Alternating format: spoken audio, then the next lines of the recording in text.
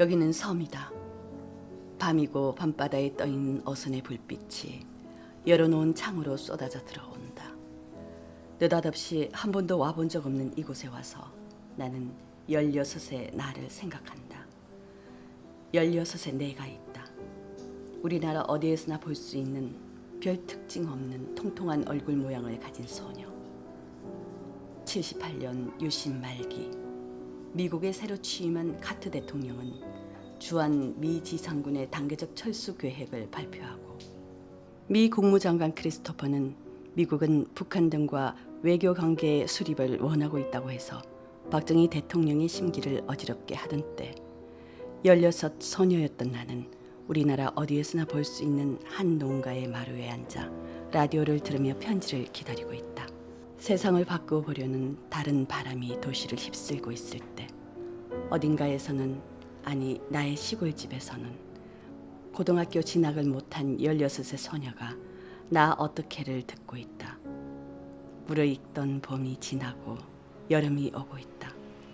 70년대 말 나는 오빠들의 뒷바라지를 위해 서울로 올라와 구로공단 지역의 단칸방에서 방위병이면서 새벽과 야간에는 가발을 쓰고 학원 강사를 하는 큰오빠와 생활하게 된다. 낮에는 공장에서 스테레오 부품을 만들었고 밤에는 영등포 여고의 산업체 특별학급에 다니던 나의 꿈은 대학에서 공부를 계속해 작가가 되는 것이었다.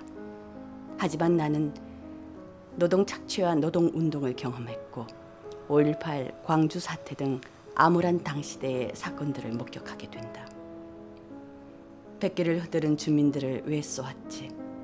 검찰은 5.18 광주 민중항쟁 관련 피고소 고발인 58명 전원에게 불기소 처분 결정을 내렸다. 검찰은 법원에 형사재판권을 청구하지 않겠다고 했다.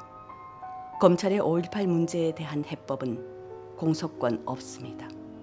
성공한 쿠데타는 처벌할 수 없음.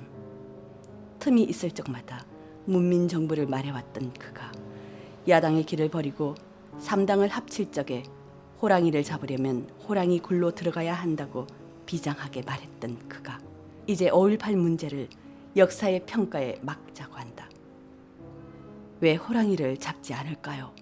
하고 묻는 내 앞에서 그는 그게 무슨 새로운 일이냐 한 듯 웃었다. 왜 죽은 사람은 있는데 죽인 사람은 없을까요? 그는 여전히 시무룩했다. 우리나라 최고 지도자들의 의식 속에는 국민이란 졸개로 인식되어 있는 거죠. 졸개가 뭐 무섭겠습니까? 상권의 말에 불복종하는 졸개는 군법회의에 넘기고 싶겠죠. 제5공화국이란 라디오 연습곡인데 5공화국 집권 초에 흉년이 들어서 82년에 상당량의 쌀을 수입했다고 그러더군요.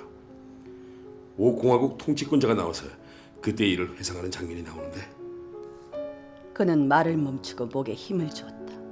그리고선 5공화국 통치권자의 목소리를 흉내내었다. 나는 그때 심리전을 폈어요. 나라에 흉년이 들어 국민들이 양식 걱정으로 불안할 때였습니다. 나는 광주역에 쌀을 하역하기 전에 트럭에 쌀을 가득 싣고 광주 시내를 대여섯 바퀴 돌라고 했습니다. 이 대구역에도 쌀을 하역하기 전에 이 대구 시내를 몇 바퀴 돌라고 했습니다. 그거 다 심리전을 편 것이지요. 그가 갑자기 코미디언이 된 것 같아 내가 픽 웃자 그의 얼굴이 굳어졌다. 흉년이 들어서 쌀을 수입해 왔는데 웬 심리전을 펴니까? 80년 5월 광주 대첩으로 정권을 잡은 그가 대통령이 된 뒤에도 국민을 상대로 여전히 전쟁을 치르고 있었던 것이죠. 전시에 군대 내부에서 군량미가 떨어져 병사들의 사기가 걱정되어 그랬다면 또 모르지만 평시에 국민을 상대로 심리전을 치르는 대통령, 100번을 양보해도 나라를 병영으로 국민들을 제 지휘하에 졸병들로 본 것이죠. 밤에 집안의 불을 다 끄고 의자에 앉아있으면 창으로 숲이 내다 보였다. 비바람에 수렁거리는 숲을 오래 내다본 적이 있는가? 밤이면 나무들은 영적인 존재가 되는 것 같다. 나무들 사이로 조그맣게 난 산길을 타고 이젠 만날 수 없는 그 사람이, 말을 잃은 그 사람이 내게로 걸어 내려오고 있다고 생각해 본 적이 있는가? 비바람에 수렁거리는 밤숲을 보고서 단 한 번도 가슴이 선을 해준 적이 없다면 그건 거짓말이리라. 나는 무섭다. 그래, 그날 아침 이야기를 하자. 해버리자. 그날 아침 골목에서 그녀를 만났다. 지금 생각해보면 만난 게 아니었을 것이다. 그녀가 나를 기다리고 있었을 것이다. 같이 골목을 걸어 나와 헤어지려던 참에 그녀가 잊어버리고 있었던 일 생각해낸 듯이 말했다. 내일부터 휴가라고. 오후에 시골로 가려고 하는데 문을 안 잠그고 나왔다고. 시골로 가면 며칠 걸릴 것이니까 나보고 저녁에 돌아오면 문을 잠가달라고. 열쇠통은 문고리에 걸려 있다고. 어려운 일이 아니어서 그러겠다고 했다. 아니다. 낮 동안은 어떻게 하렸냐고. 지금 돌아가서 잠그고 나오는 게 안심이 되지 않겠느냐고 했던 것도 같다. 그녀는 안 잠가도 가져갈 것도 없다고 했다. 그건 맞는 말이었다. 우린 남들이 훔쳐가고 싶은 살림살이 같은 것을 갖고 있지 않았다. 밤에 학교에서 돌아와 나는 우리들의 방이 있는 3층으로 올라가기 전에 1층에 그녀의 문에 걸려있는 열쇠통을 채웠다. 열쇠통은 열린 채로 문고리에 걸려 있었다. 문고리 사이에 열쇠통을 맞추면서 얼핏 부엌을 들여다보았던 것도 같다. 여느 날과 마찬가지로 세숫대하며 비누갑이며 얌전히 놓여져 있었다.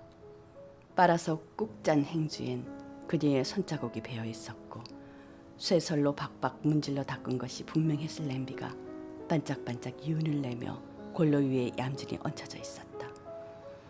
선반 위에 그녀가 잠깐 신었던 운동화를 본 것도 같다. 그러나 그뿐이었다. 나는 그녀가 부탁한 대로 문에 매달려 있는 열쇠통을 문고리 사이에 맞춰 채웠을 뿐이다. 그렇게 여러 날이 흐른다. 그녀의 방문은 열쇠통이 채워진 채 꿈쩍하지 않는다. 잠긴 문을 아래층에 두고 19에 나는 아침마다 밥을 지어 내 도시락을 싸서 전철역을 넘어간다. 어두워질 때 교문을 놨으며 다시 외딴 방으로 돌아오는 버스석에 앉아 19에 나는 그녀를 생각한다. 이젠 돌아왔으면. 나는 그녀를 간절히 기다린다. 모두들 떠났으므로, 나 혼자 있으므로.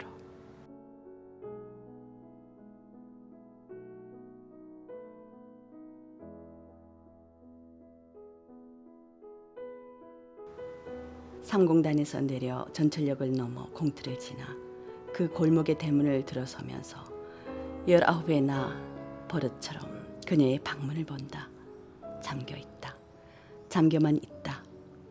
휴가가 그렇게 길까? 고개가 갸웃거려질 무렵 그 남자가 온다. 꾸벅 인사를 하는 19의 나에게 그이는 어색하게 그녀의 안부를 묻는다.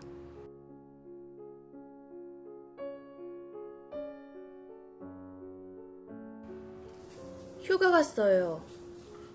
휴가라고요? 어디로요? 시골로 간다던데요. 시골집으로요. 집이라고요? 갈 만한 시골집이 없는데. 19의 나. 그때야 이상해진다. 그녀와 함께 사는 동안 그녀는 한 번도 시골집에 간다고 한 적이 없었다. 명절 때조차 그녀는 그 방에서 혼자 있었다.